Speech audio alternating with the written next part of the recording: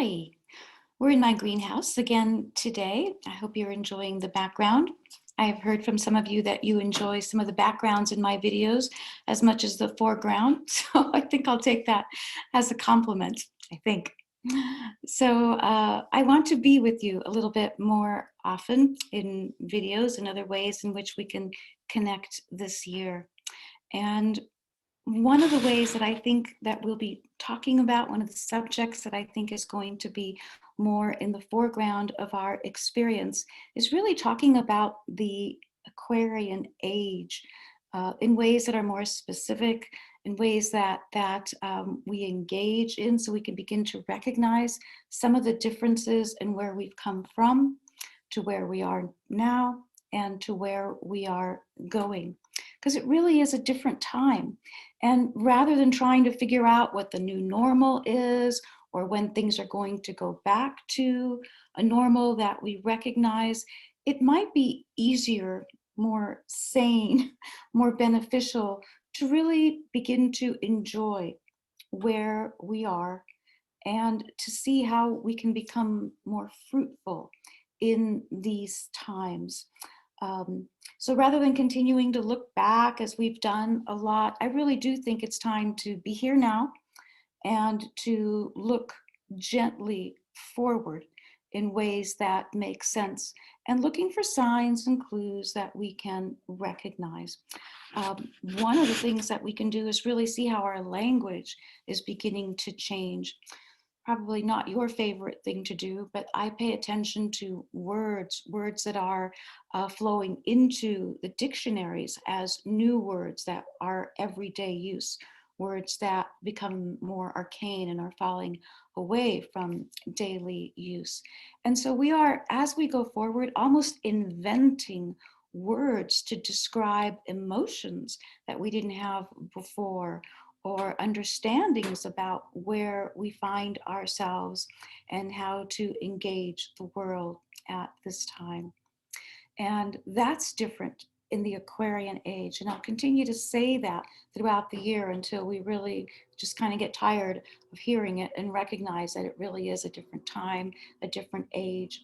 And, you know, it's really going to be a few generations before we take it for granted that that's the case. We need a few more generations of humans to be born into the Aquarian age rather than people like you and me who were born in the Piscean age and knew that at some point it would become the Aquarian age, or that we would shift along with the planet in ways like that.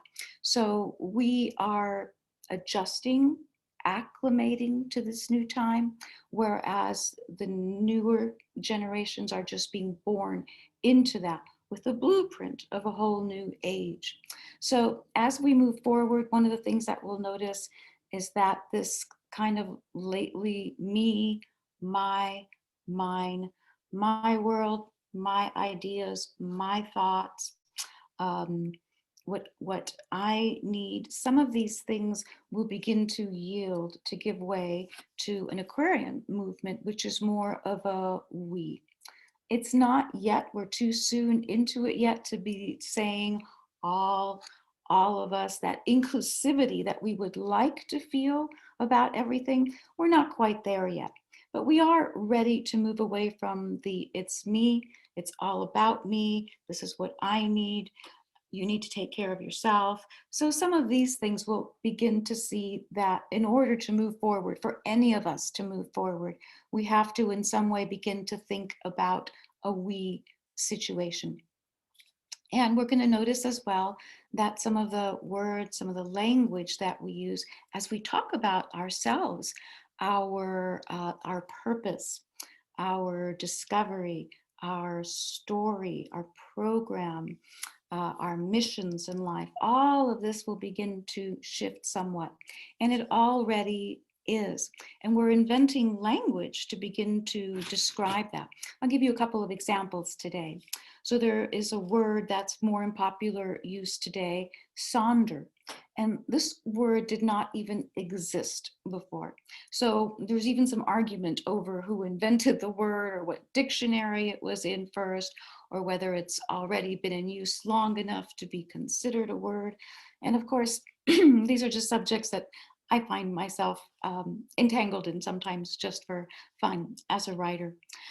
So Sonder is kind of describes this way of looking at life that not only is our life unique and interesting or purposeful or complex, but that every person that we pass by on the street, whether we know them or not, that once we have crossed their path, that they are in some way connected to us, linked to us, that they have become part of our story and we have become part of their story. This interconnectedness that we may not pass by this way again, but that everything that we have passed by is now part of this experiential story that's being told, including strangers and people that we don't know. We don't need to know their name or why they crossed our path, but they are unique and we are unique and we are interconnected. So words that describe interconnectivity without having to call it that, words that describe the realization that we're connected, the emotional feelings that we get when we have that realization, that, aha, you know, the world belongs to all of us and we're all co-creating this new world or new experience. So those are kind of words that are going to be included in our new speak, if you want to call it that, or in ways that which we read or discover language as well. And there's also words as well that we're going to be using to describe things that we're letting go of or things that may no longer be true. A new one that I came across a few days ago, it's kind of in its Latin definition still. It says nodus tellus. And what that means really is that this story that we have told ourselves about who we are, kind of like the mythology of our daily life. This is the person I am, and this is how I've lived, and this is how I go about my life. This ongoing story that there may be a glitch in it, that we may not be that same person anymore. We may not be the same person that's been telling that same story in the same way, that we may have come to this crossroads and in that crossroads discovered that, you know, I may have been living this paradigm, this thought that was told to me, that I learned in school, that my parents told me, that I believed was true. Whatever that is, you know, that you work at a place for 25 years and they give you a gold watch and you retire, and this is what retirement looks like.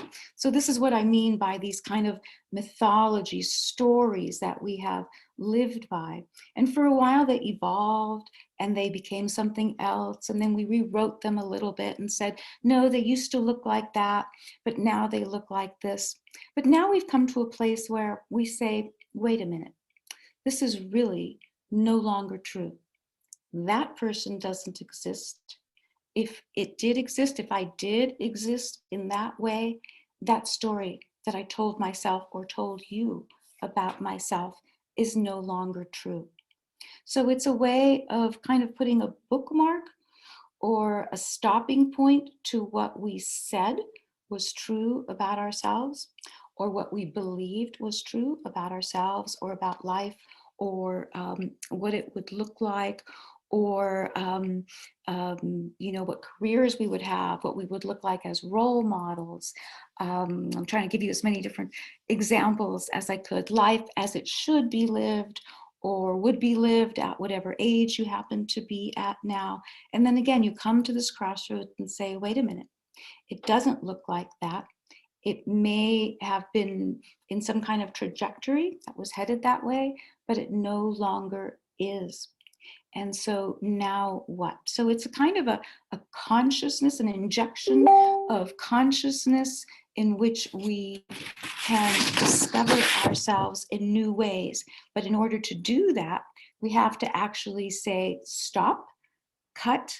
I'm going to create a new adventure and I'm going to call it by a different name, or really say whatever I was going to do or the way I was going to live out the rest of my life, I'm saying right now to myself and out loud, it's going to look differently than that.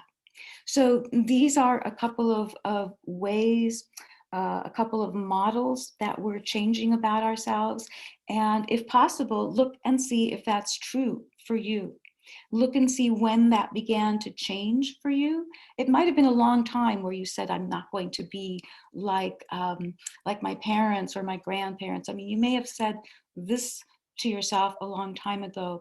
You may have said other things to yourself as you became more conscious, more aware, making different choices. But then at some point, something really happened where we said, that story is really just a story. And if it's a story, I can change it. So there's life, which is always ongoing. We are breathing, we're living, life is ongoing, we're part of every moment and every breath. But then there's the mythology part of that, the story that describes who you are or how you've been.